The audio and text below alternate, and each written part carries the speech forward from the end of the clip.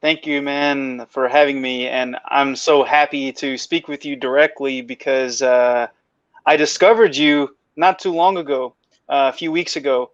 I don't really keep up with secular media that much, but I had a friend who contacted me and he said, there's this Netflix movie or show depicting Yeshua or Isa, Jesus, as a gay man.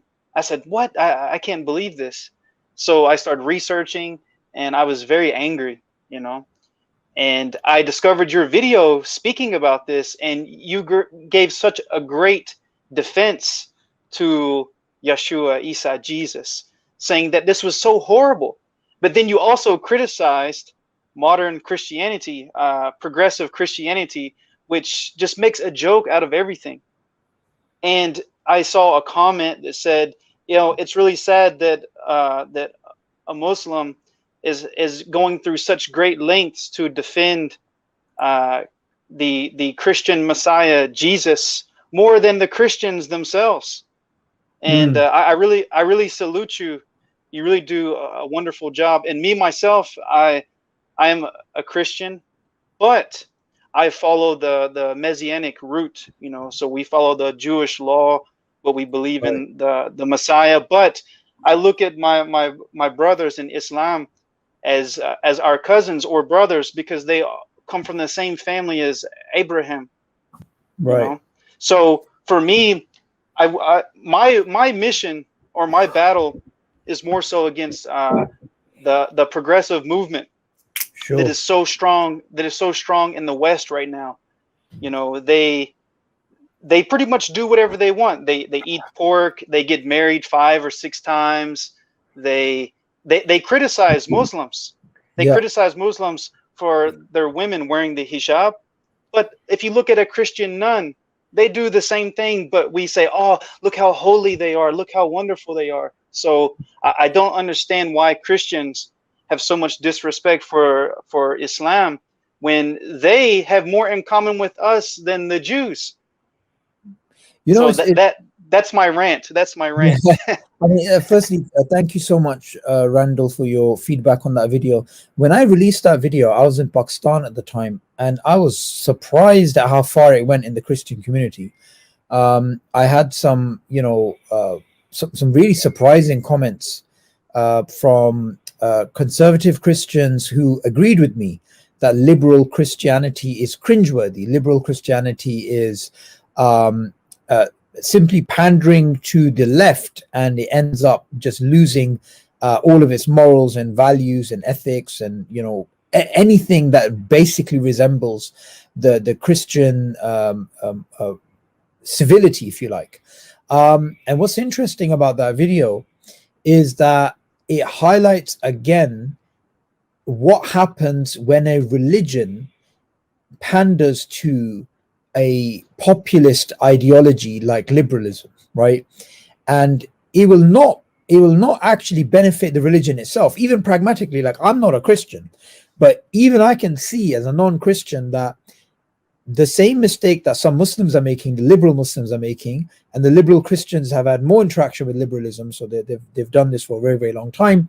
They basically end up watering the religion to the point that the nuclear family is destroyed, right?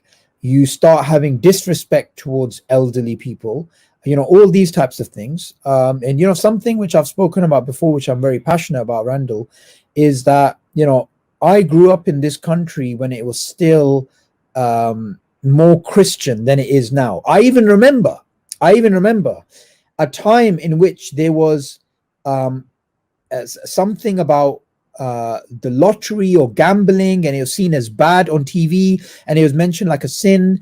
Like the advertisers were trying to say, although it's a sin or whatever. I remember when on Sundays you couldn't buy alcohol. There were certain types of things, right?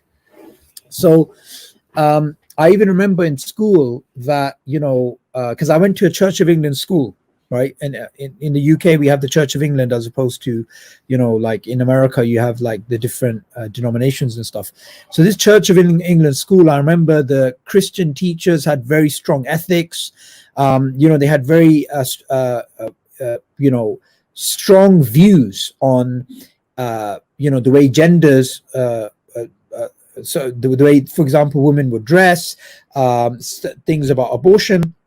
And if those same Christian teachers today said those same things that I heard them say in my school, they would probably be on the front newspapers in England. So the problem is that the church made a strategic decision in the UK to try and water down the religion as much as possible, to try and make it more attractive to young people. And what ended up happening is the young people not only didn't go back to the church, they also then thought, well, it's got nothing to offer. I mean, Christianity, what is it really, there for? What does it actually, how does it actually impact one's life? I'll give you an example of something. So something which is pretty obvious in Judaism, in Christianity, in Islam, is that you cannot have premarital sex. You cannot have sex outside of marriage. That is something which is completely unacceptable. So when this was given up essentially by the Christians in the UK, just okay, we're not going to tell people about fornication. We're going to say, look, as long as you believe in God, and it's fine. And even they made it sort of cool, right? They made it sort of cool to doubt, right? So you had the Archbishop of Canterbury, who's supposed to be like the highest person, right? He is simply saying things like he himself doubted God when something happened. Like, I can see what he's trying to do. He's trying to win over people, saying, look, I doubt just like you doubt. But that is absolute nonsense. It makes people think, what the hell is Christianity anyway? I mean, if you're going to doubt God, if you're not going to have the nuclear family, if you're going to believe in premarital sex, if you're going to believe in clubbing and drinking and whining and dancing and womanizing, what's the difference? Why would I? Yeah, because modern Christianity has this false doctrine. First, I reject the Trinity as well, which may come as a big surprise. Yeah, it does actually. And I'll get into that for a moment, how one can be Christian but also reject the Trinity. But when it comes to these kind of things, modern Christians, they adopt this principle of Christ has done away with the law, and this is nonsense. If we look in the book of Thessalonians, he talks about this.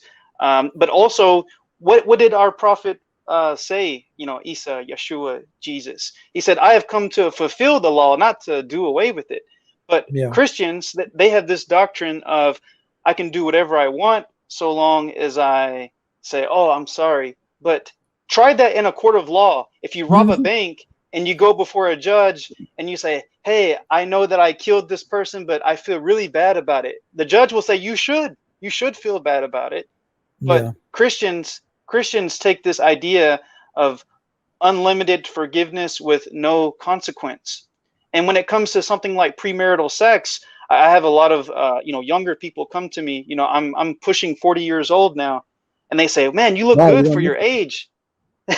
and I say it's because of following God's law. No drinking, no engaging in multiple affairs, because when you're with a woman, it takes a lot of energy from a man to keep a woman happy emotionally, But I mean, there's not only that. I mean, just before this, me and Muhammad Hijab, we were in central London. We just finished the Uyghur protest, and it was Saturday night. People are, dressed to impress, and they're walking around on the streets and this type of thing. And I honestly thought to myself, it's such a horrible thing to be able to actually live your life in a way that you have to, like, for example, you'll have a partner one time, and then they'll have sex and they may leave you, and people just use each other in these ways. We know through statistics that the more partners someone has before marriage, the more likely they are to get divorced. For anybody that's been through heartbreak, they would know, what happens if a man and a woman are married and then they get divorced. Years later, that man could be thinking about the woman could be thinking about the man. Say if it ended that way, that same thing happens with somebody who's married, and then they think about their ex-girlfriend, or they think about this. And theism essentially teaches you that these things are tempting, but they're actually bad for you. And it gives you constraints. It actually tells you, don't do this and don't do that. And the fact is, in life, people who are disciplined are successful. People who are not disciplined are not successful.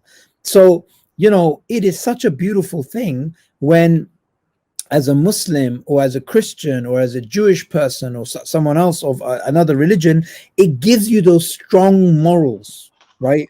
And you stick to those morals, and you actually fight your own lower desires to fall towards these things. Because look, people that have been through that life, they've been through all of those things, they'll realize that it's the law of diminishing returns. None of these things actually make you truly happy. You look at these celebrities who have everything in the world, and they're depressed, and they're on antidepressants, and they shoot themselves. They do these types of things.